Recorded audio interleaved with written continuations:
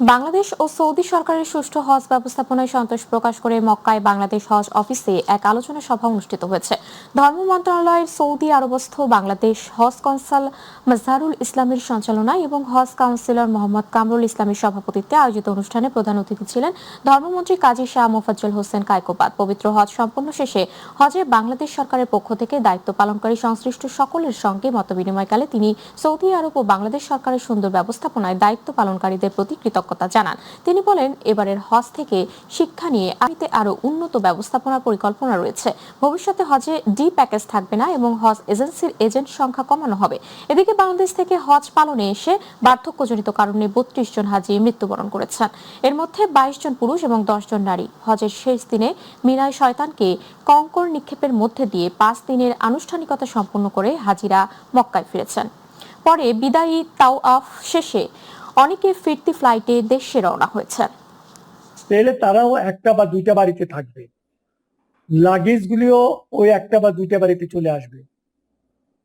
কিন্তু ছোট্ট ছোট্ট গ্রুপ যদি হয়, এটা তো কারোর পক্ষে সম্ভব না লাগেজ গুলি তাদের এখানে পৌঁছানো সঠিক সময় সঠিকভাবে।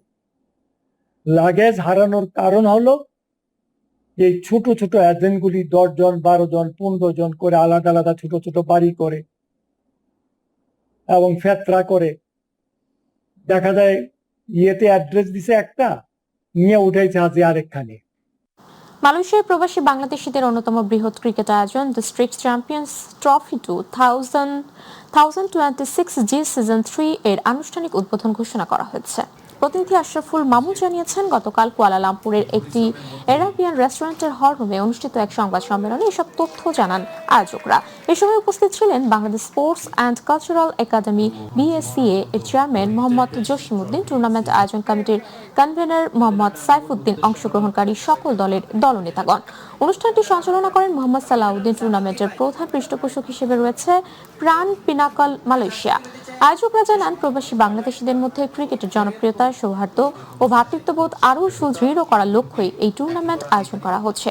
এবারের আসরে অংশগ্রহণ করবে মোট ১২টি জেলা দল। টুর্নামেন্টের গ্রুপ পর্ব আগামী ৩১ মে অনুষ্ঠিত হবে এবং সেমিফাইনাল ও ফাইনাল ম্যাচ অনুষ্ঠিত হবে ১ জুন। খেলাগুলো একযোগে পুত্রজয়া ও পুচং ইনডোর আউটডোর স্টেডিয়ামে অনুষ্ঠিত হবে। কাতারের লুসাইল আরব ইন্টারন্যাশনাল একাডেমি ফুটবল গ্রাউন্ডে উৎসবমুখর পরিবেশে অনুষ্ঠিত হলো ঈদ ফেস্টিভ্যাল ফুটবল ম্যাচ ২০২৬। প্রতিনিধি মোহাম্মদ নাহিদ ইসলাম জানিয়েছেন, বাংলাদেশ মাইগ্রেন্ট ওয়ার্কার্স অ্যাসোসিয়েশন কাতারের উদ্যোগে শুক্রবার আয়োজিত এই প্রীতি ম্যাচে আর্জেন্টিনা দল ৫-৪ গোলে জয়ী হয়। তবে খেলার চেয়ে বেশি গুরুত্ব পায় প্রবাসীদের ভ্রাতৃত্ববোধ ও সৌহার্দ্য।